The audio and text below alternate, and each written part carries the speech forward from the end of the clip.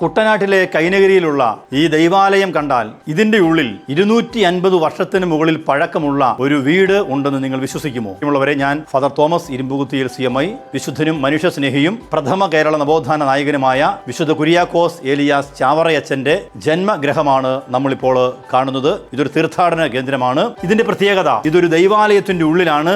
ദൈവാലയം പോലെ തന്നെ കുടുംബവും, ചാവറയച്ചന്റെ കുടുംബവും വിശുദ്ധമാണ്, പവിത്രമാണ് എന്നതിന്റെ അടയാളമാണ് ഇത് ദൈവാലയത്തിന്റെ ഉള്ളിലാക്കി പവിത്രമായിട്ട് സൂക്ഷിച്ചിരിക്കുന്നത്.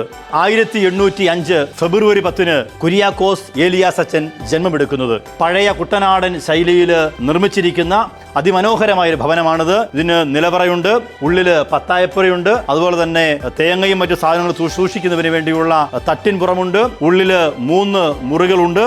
വളരെ മനോഹരമായ ഒരു ഭവനമാണിത്. 250ഓളം വർഷങ്ങൾക്ക് മുകളിൽ ഈ വീടിന് പഴക്കമുണ്ട്. ഇതിന്റെ മേച്ചിലൊക്കെ ഓല കൊണ്ട് നിർമ്മിതമായിരിക്കുന്നതാണ്. മുഴുവൻ തടിയിൽ തീർത്ത അതിമനോഹരമായ ഒരു കൊച്ചു ഭവനം. ഈ ഭവനമാണ് ചാവറ കുര്യാക്കോസ് ഏലിയാസ് അച്ഛനെ പരിവപ്പെടുത്തിയത്. ലോകമെമ്പാടുമുള്ള കുടുംബങ്ങൾക്ക് ഈ കുടുംബം ഒരു മാതൃകയാണ്. അനേകർ ഇവിടെ വന്ന് പ്രാർത്ഥിക്കുകയും ഹൃദയ സമാധാനവും അനുഗ്രഹവും പ്രാപിക്കുന്നു. നിങ്ങളെ എല്ലാവരെയും വിശുദ്ധ ചാവറ പിതാവിന്റെ ഈ ജന്മഗ്രഹത്തിലേക്ക് ഏറെ സ്നേഹത്തോടുകൂടെ സ്വാഗതം ചെയ്യുന്നു.